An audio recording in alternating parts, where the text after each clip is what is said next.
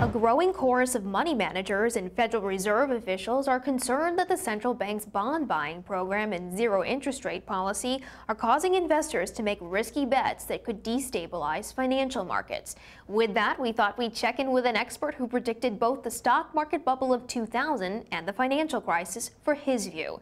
Joining me now is Robert Shiller, co-creator of the S&P-Case Shiller Home Price Index and a professor of finance and economics at Yale.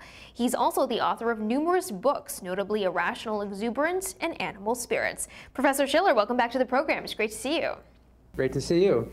So I want to start off with the stock market because a lot of folks think the market has gotten too far ahead of itself. What is your outlook for the stock market now? Are animal spirits, irrational exuberance back in stocks, or is it merely the market being juiced by the Fed? Well, I think maybe it's a little of both. I think the market is overreacting to the earnings growth we've seen since 2009. We had a very bad year, and now it zoomed back up. I think you don't want to extrapolate that. By my measure of pricing, I have price divided by 10-year average earnings. I call that CAPE, or cyclically adjusted price earnings ratio.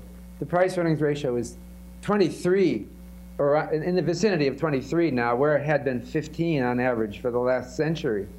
So it's high. But on the other hand, yeah, Fed policy has something to do with it, or more generally, very low interest rates have something to do with it. So the market doesn't look as attractive now, but neither are fixed incomes. And so you got to put your money somewhere. So I think it is still reasonable to put a good part of one's portfolio in the stock market. Well, I guess then what is the froth factor, if you will, compared with, say, 2007 and 2000? You said there is still some room here to run. Right. Well, in 2000, we were going through what I've called the millennium bubble. It was a new millennium. We had the internet. We had the dot-com stocks. People were really, really bubbly. 2007, everything was a little different.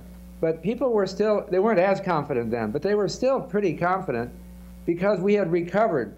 The market had set a new record after 2000. We're back again, and so there was a lot of complacency, maybe even more in some senses. So all these bad loans were being made. Now it's not like that. Now the market is setting a new record again, or has set a new record, but I don't see the same kind of exuberance this time. It doesn't. But you know what could make it falter is interest rates going back up.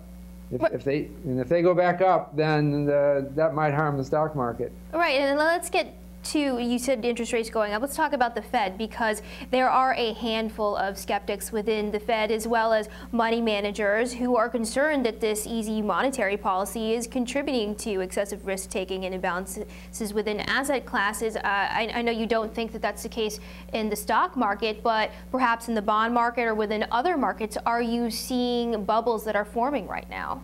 Well, the Treasury inflation index securities are yielding a negative interest rate at 10 years. Wow, I mean, that is amazing, that people would put their money away for 10 years and ask for less than they put in back at the end.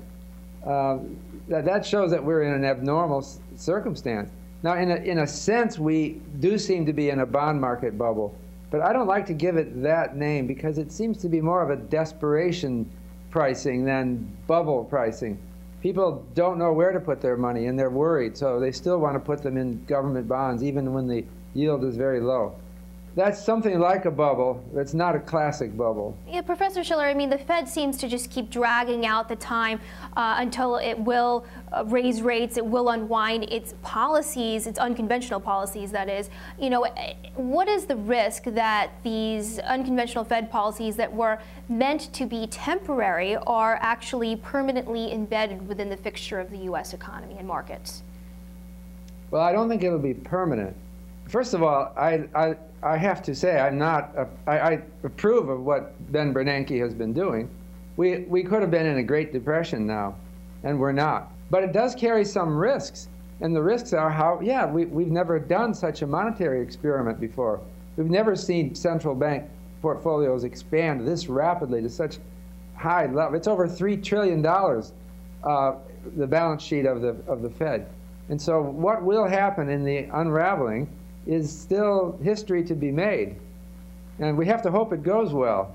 I think it probably will, but there are a risk that it could, for example, be inflationary, and that we might have some problems in coming years. Well, what about a Japan scenario, right? Because they're the poster child for these policies.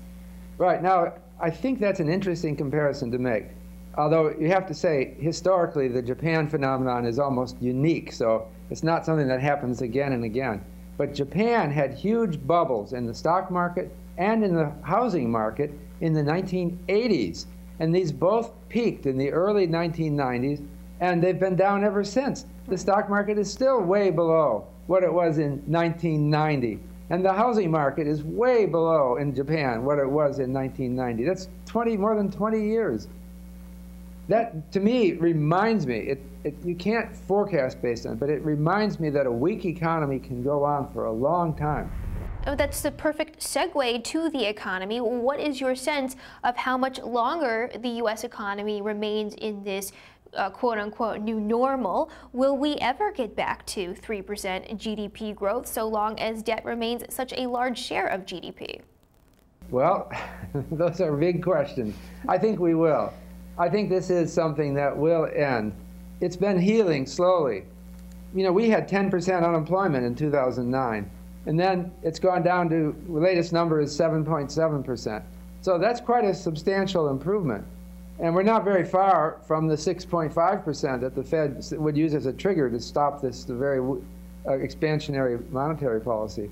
So if everything goes normally, that will go down, and you know, in a couple of years we'll be looking fairly normal.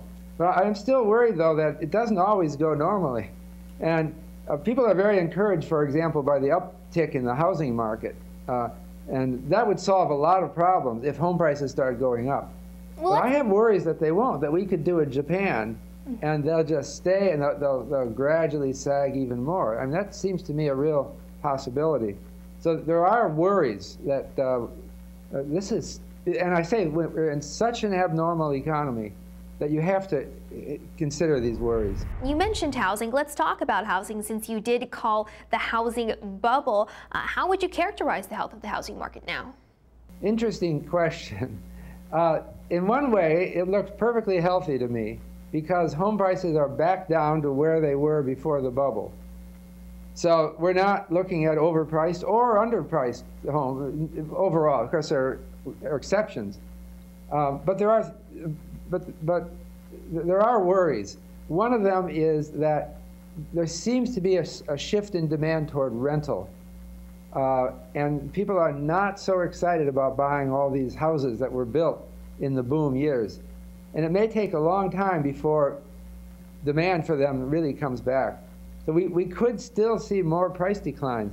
But the psychology is turning more positive, is it not? I mean, because the prices have started to come back. I mean, at what point does that begin to feed on itself?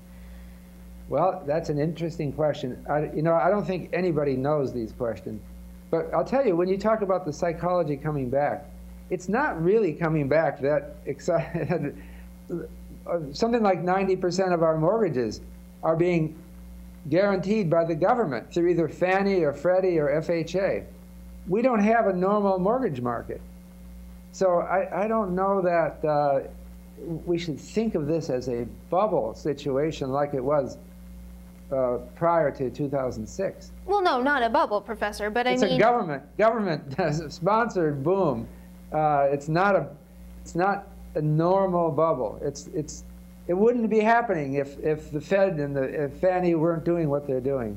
Right, right. And to your point, I mean, what is your outlook more near term for the spring selling season, right? The traditionally strong time of year for the housing market. Well, I suspect that prices will go up through this spring because they have such upward momentum now. U.S. home prices in 2012 went up 5% after correcting for inflation. So that was a pretty solid increase. And my experience is that that kind of thing doesn't turn on a dime. It's not like the stock market. So I would extrapolate that somewhat. You know, the futures market for single-family homes in Chicago shows predicted increases of, you know, between around 2% a year for the next few years. Those are plausible enough forecasts. But I don't know. Carrying it out many more years starts to get risky, and I worry that it could get reversed and end up going down. Professor Shiller, thanks so much for your interesting insight. I so appreciate it and hope to see you soon. My pleasure.